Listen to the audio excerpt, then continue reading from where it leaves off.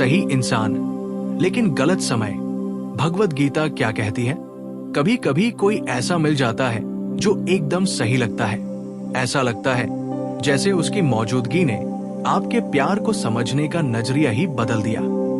लेकिन फिर जिंदगी, कठोर और बेरहम जिंदगी आकर सब कुछ बदल देती है। शायद वो जा रहे हो, या खुद को ठीक करने में लगे हो, या किसी ऐसे सपने में उलझे हो जिसमें आपके लिए जगह नहीं है।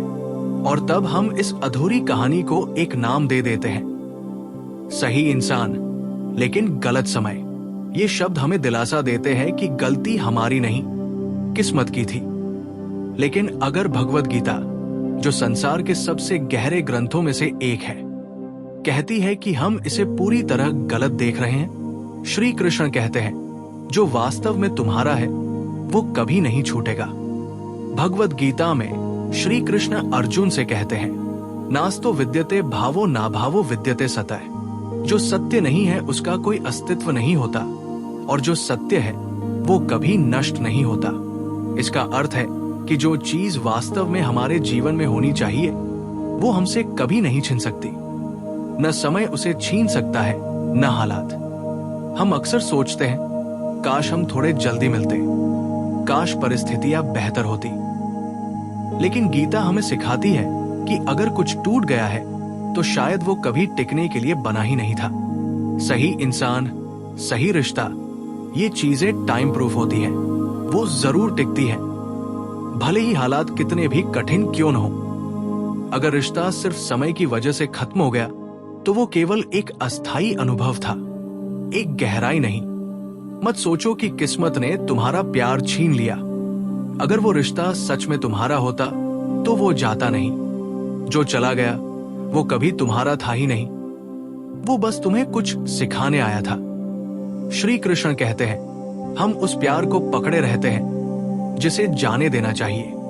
भगवत गीता का मूल संदेश ही है आसक्ति से मुक्ति।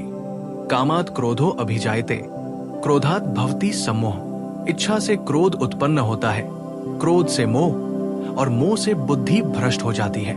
जब हम किसी को चाहते हैं तो हम उसे पकड़े रहना चाहते हैं, जैसे कि वो हमारी मिल्कियत हो। लेकिन यही पकड़े रहना धीरे धीरे दर्द का कारण बनता है। हर रिश्ता हमेशा के लिए नहीं होता। कुछ रिश्ते हमारे जीवन में सिर्फ कुछ समय के लिए आते हैं ताकि हमें बदल सके, कोई नया अनुभव दे सके, कोई सीख दे सके। लेकिन हम उस अस्थायी एहसास को स्थायी बनाना चाहते हैं। अगर कोई चला गया है तो उसका जाना भी उतना ही जरूरी था जितना उसका आना। उसे जाने देना ही सच्चा प्रेम है। पकड़कर रखना मोह है, और मोह अंततः दुख लाता है। श्री कृष्ण कहते हैं, कर्म कोई इत्तेफाक नहीं होता। भगवत गीता का एक प्रमुख सिद्धांत है कर्म। कर्मण्येवाधिकारस्ते मा फलेषु कदाचन। तेरा अधिकार सिर्फ कर्म करने में है, फल पर नहीं।